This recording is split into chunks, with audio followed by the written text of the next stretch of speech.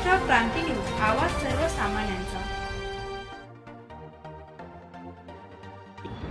नमस्कार, मी प्रकाश आणि आपण बघत आहात महाराष्ट्र क्रांती न्यूज। खऱ्या अर्थानं आपण जर बघितलं तर महाराष्ट्रात नुकत्याच विधानसभा निवडणुका पार पडलेल्या आहेत आणि त्यामध्ये 23 नोव्हेंबरला विधानसभा निवडणुकांचा निकाल हाती आलेला आहे आणि त्यामध्ये आपण जर बघितलं तर महायुतीला भरघोस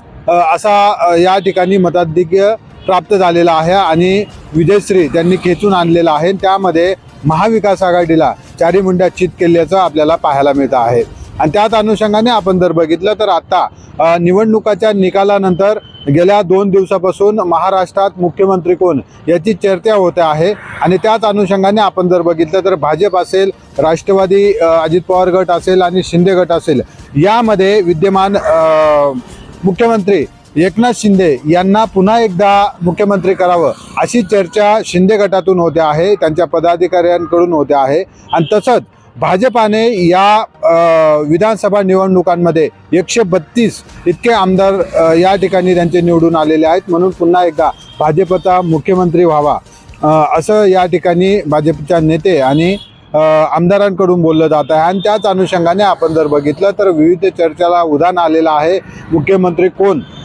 याबाबत महाराष्ट्रात चर्चा रंगू लागलेल्या आहेत आणि आपण त्याच अनुषंगाने बघितलं तर नाशिक शहरात सातपूर परिसरामध्ये या ठिकाणी बॅनरबाजी आपल्याला पाहायला मिळते आहे आणि ती बॅनरबाजी म्हणजे माननीय मुख्यमंत्री श्री देवेंद्र फडणवीस साहेब असं बॅनर या ठिकाणी आज सकाळपासून लागलेलं आहे। आज 26 तारीख आहे आणि आज सकाळपासूनच या ठिकाणी भव्य बॅनर सातपूर बस स्टँड परिसरात लागलेला आहेत आणि म्हणून एकंदरीत माननीय देवेंद्र फडणवीस साहेब हे मुख्यमंत्री झाले का असा प्रश्न या ठिकाणी नागरिकांना पडलेला आहे। आपण जर बघितलं तर भाजपकडून तशी घोषणा करण्यात आलेली नाही, परंतु अशा प्रकारचे बॅनर या ठिकाणी लागल्याने एकंदरीत देवेंद्र फडणवीसच महाराष्ट्राचे मुख्यमंत्री होतील का हा देखील प्रश्न या ठिकाणी उपस्थित होतो आहे। येणाऱ्या काळामध्ये महाराष्ट्र राज्याचा कर्ता धर्ता कोण, मुख्यमंत्री कोण हे देखील बघणं तितकंच महत्त्वाचं ठरणार आहे।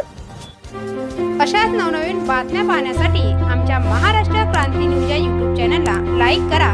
सबस्क्राईब करा आणि बेल आयकॉनला प्रेस करा।